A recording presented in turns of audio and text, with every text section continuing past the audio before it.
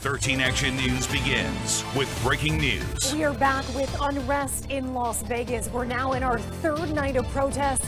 This is a live look at downtown Las Vegas, where protesters have been gathered since as early as 5 o'clock this afternoon. They are demanding justice after the death of George Floyd at the hands of a Minneapolis police officer. Metro estimates between 1,500 and 2,000 protesters have been out tonight. Officers say several arrests have been made, but it's not clear how many. We're told what remained a peaceful protest for hours has turned violent. Protesters have vandalized cars, broken windows, and continue to throw objects, including Molotov cocktails. Officers say they were forced to deploy tear gas. Now you can see people breaking windows at the federal courthouse. We're going to bring up that video. This was about within the last hour or so. You can see someone breaking that window with a hammer, people cheering, and people still with their signs and taking video. That is again at the federal courthouse. Other people also broke into a pawn shop and started looting it. Now this is at Easy Pawn on Las Vegas Boulevard. In one of those videos, the first one, you can actually hear protesters yelling for those people to stop looting, to stop breaking the windows, saying that they did not want this to turn violent. Now here in Las Vegas, we have live team coverage tonight. Austin Carter, Ross DiMattei, they are both standing by. But first, let's get started with Austin Carter tonight. Austin, what are you seeing right now? What has transpired in the last hour or so since we've been on air?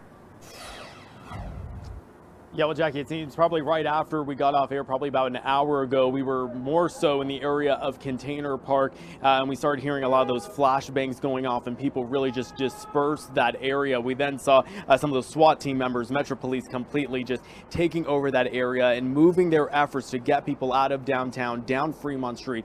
So it's the Fremont Street experience. Since then, we have just really been seeing a lot of chaos still happening here in the downtown area. Now, we are perched above here at 4th and Carson Street. I'm going to have my photographer Stephanie push in here on this wall of Metro Police vehicles, Metro Police officers as well. You can see all of them suited up in that gear, a lot of that body armor as well. And we've been seeing police agencies out here from across the valley. You can see that white one right there appears to be a North Las Vegas police cruiser. Now, just to our left is the Easy Pawn, also right here near the intersection of 4th and Carson. That's where we were seeing some videos on social media and some reports of vandalism happening over there. And as far as what's on the ground, well, we are still hearing flashbangs. We heard one, I'd say about 5 minutes ago, just before we came to you live here on the on 13 Action News at 11.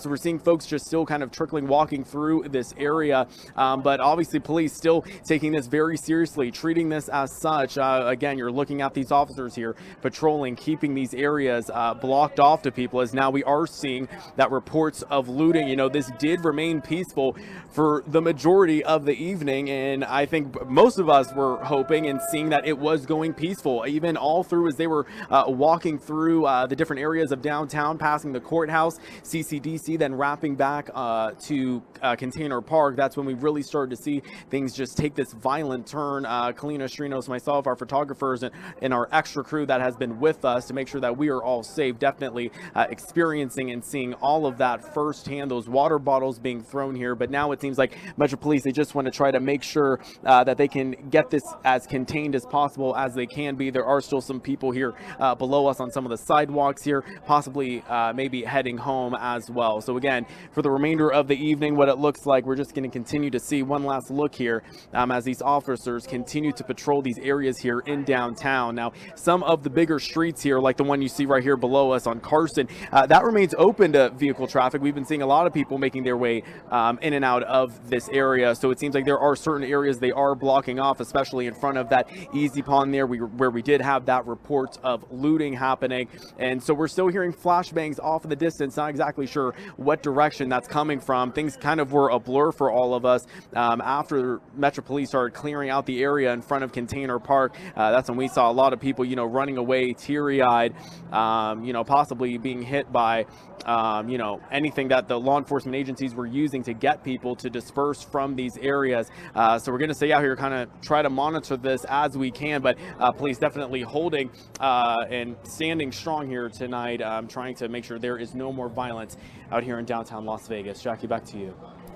Yeah, Austin, thank you for kind of giving us the scene there, showing off what's going on. Metro does say that 50 people were looting at that Easy Pawn, so we did just get that number confirmed by Metro. Now we're taking a look from Chopper 13, and we do want to check in with Ross DeMattei. And Ross, we were on air just an hour ago showing just how large the groups of protesters were, and it's a much different scene here at 11:06. Yeah, Jackie, that has absolutely been the biggest difference since we went back to refuel for the second time now, and we're now up in the air over downtown Las Vegas for the third time tonight. And we spent a good 10-15 minutes looking for that large protesting presence and just weren't able to find it. The largest group that we've been able to find right now is the one you're looking at on your screen. This is a line of Metro police officers. We believe that there may be a SWAT team in there as well, but they have been standing united side by side and moving east along Fremont Street and basically dispersing any protesters. In fact, we can tell you just moments ago, we watched as that line of Metro police was confronted by one lone protester who was kind of walking backwards, but still within 5 or 10 feet of this line of Metro officers. And as soon as they got close to that protester, they then charged in and definitely detained that protester. And at that moment, that was when the police lights went dark and we couldn't really see exactly how it went down, but it was clear that they tackled this protester and put them into custody. So that's just one of the scenes we're seeing here. But this line of Metro officers is moving efficiently east on Fremont Street and dispersing any protesters that are remaining along Fremont Street. Jackie? Yeah, Ross, thank you so much for that. And we do want to check in with Kalina Strinos. We mentioned that Metro say that they were forced to deploy some tear gas. We know that our crew, including you, Kalina, were actually involved in that. You actually felt, you were coughing, you said that it was painful. And I would love for you just to kind of describe that experience. What exactly happened? Yeah, we were at the Container Park area at the time. We were actually around the corner trying to reload an extra battery to make sure we had enough battery power for our live shot. And right at that moment, we just saw a huge crowd running in our direction. We all kind of turned to see what was going on, and we were just a few yards away from where the tear gas was deployed. You could just see people coughing. I've never heard coughing like that before in my life, crying. It was extremely painful, to say the least, but I wasn't close to the area at the time, so I didn't see why that the tear gas was dispersed in the way that it was. We just saw the aftermath of everything, everyone kind of running, just feeling extremely uncomfortable. We all ended up turning a corner, sitting down, getting some water, rinsing out our eyes, blowing our noses, and just trying to flush everything out as much as we could. And you could see other protesters helping each other in the same exact way. We moved our location, though. There was actually another tear gas incident over on Bridger. Now we are at 6th and Fremont here, and we were following officers. I'm not quite sure if you can see that, but down in that area, we saw SWAT officers here. We also have Metro who are still here as well. And we've been following them from down the street, from down 6th Street. They've been moving protesters along this area. I want to say shooting some type of rubber bullet into the crowd. Not quite sure when that additional tear gas was dispersed at the time, but now they've moved down in this direction with the SWAT team, with the additional officers, and continue to push some of the protesters out in that direction. When you're walking and heading through this area, you'll just see all the water bottles that we saw thrown in the air at the previous location. You can see it kind of scattered across the ground here. There's graffiti across El Cortez Theater right across from us right now. BLM, Black Lives Matter. Of course, this is all in response to the death of George Floyd out of Minneapolis. So this is going to continue to be a fluid situation. Where we are, it is extremely quiet, but I know in some other areas it hasn't been the case. But for now, what I've seen from Container Park, aside from the tear gas incident and some of the water bottle throwing, a lot of the protesters were just encouraging each other to keep everything peaceful and keep everything calm, that they really wanted to make sure that their voices were heard tonight. It's it's interesting to see what your photographer was just showing there. Trash cans turned over. We see tags, graffiti on the walls around you. We did show the video moments ago, an intense scuffle between protesters and police. We're going to show that one more time.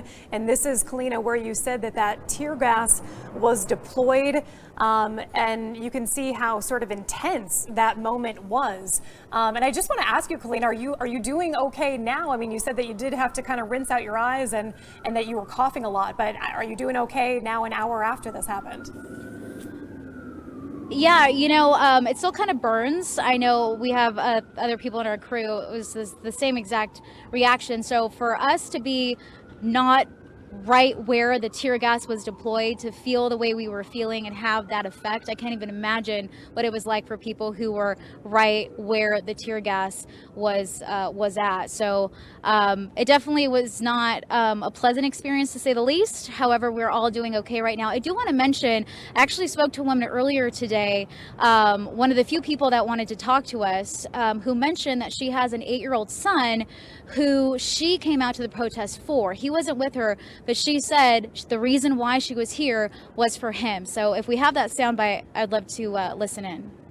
It's really hard to try and explain to an 8-year-old where they can really understand in layman terms, but I tried to explain, that all cops aren't bad, because I don't want my son to fear police, because of situations like this, but I just reassure him if he does, stay away from stuff that, it's kind of hard, to tell a child to stay away from certain things, because a child is a child, and, hopefully he'll get through this.